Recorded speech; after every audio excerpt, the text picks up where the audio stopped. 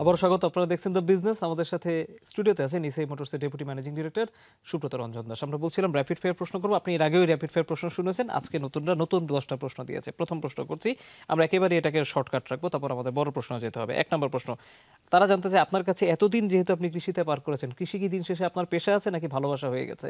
কোনটা এখন আপনার, নাকি এটা ব্যবসা? প্যাশন। আমার এটা এগ্রিকালচার একটা প্যাশন। আমি যদি এক মিনিট তো পাবো না, বলি যদি আমার যে ব্যবসা আর 50% প্লাস হলো ইয়ামাহা।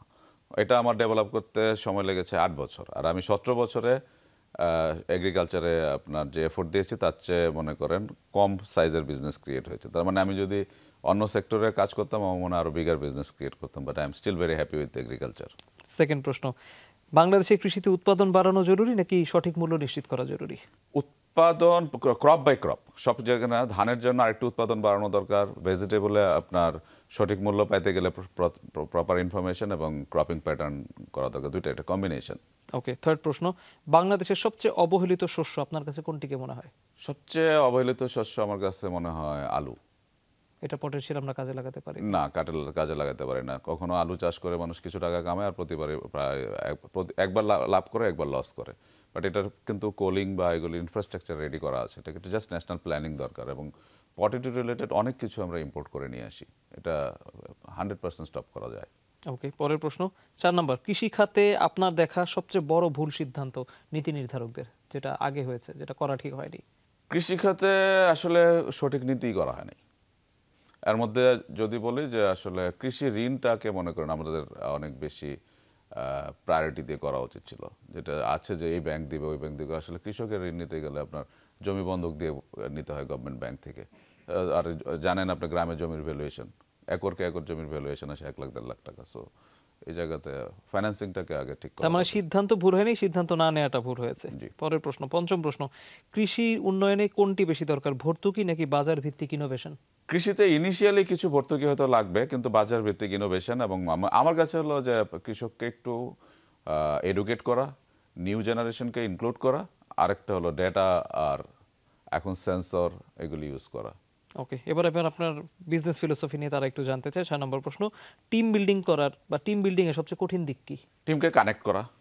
আর আমরা যারা লিডার তারা আমরা মনে করি আই এম ইন চার্জ। আসলে leadership is not that I am in charge. Leadership হলো আমি যাদের চার্জে আছি তাদের টেক কেয়ার করা, তাদের ভালোটা চিন্তা করা, এটা হলো লিডারশিপ। আমাদের এখানে এই প্র্যাকটিসটা কম। 7 নম্বর প্রশ্ন, আমিও জানতে চাই, অলস কর্মীকে নিয়ে কি করা উচিত? প্রথম কথা হলো যে অলস কর্মীকে নিয়ে জানা উচিত যে তার চ্যালেঞ্জেসটা কি, থেকে সে কেন অলস, আর সে কোন জিনিসে এক্সাইটেড ফিল করে।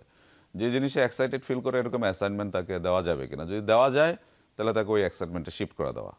আর না হলে যদি যে কাজটাতে সে প্যাশনে নাই বা তার ইন্টারেস্ট নেই তাহলে তাকে মানে লেট হিম গো। ওকে, পরের প্রশ্ন, বড় কোম্পানির ক্ষেত্রে আপনি কাজ করেন, বড় কোম্পানির সিদ্ধান্ত নেওয়ার সময় নৈতিকতা কতটুকু বাধ্যতামূলক?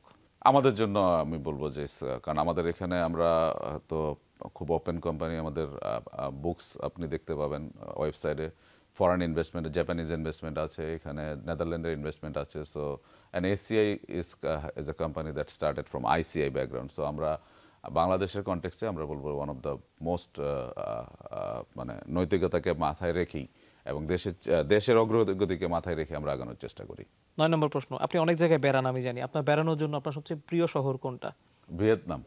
ভিয়েতনাম? ভিয়েতনাম আমার বেড়ানোর জন্য খুব ভালো জায়গা। ভিয়েতনাম এগ্রিকালচার এবং মডার্নাইজেশনের কম্বিনেশন। সো ভিয়েতনামে প্রচুর লার্নিং আছে। Vietnam is my most favourite destination. আমি কোনো বছর 3-4 বার যাই।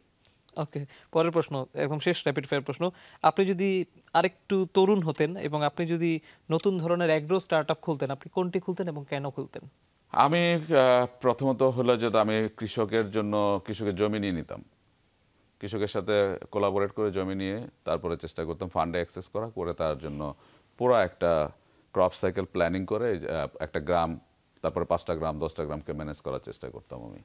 ওকে, খুবই ডিফারেন্ট প্ল্যান, কিন্তু আশা করি যাদের এই উত্তর দরকার ছিল তারা সেই উত্তরগুলো পেয়েছেন এবং তাদেরও নতুন কিছু আইডিয়া তারা আপনার কাছ থেকে পেয়েছেন। আমরা র্যাপিড ফায়ারের অংশটি শেষ করলাম।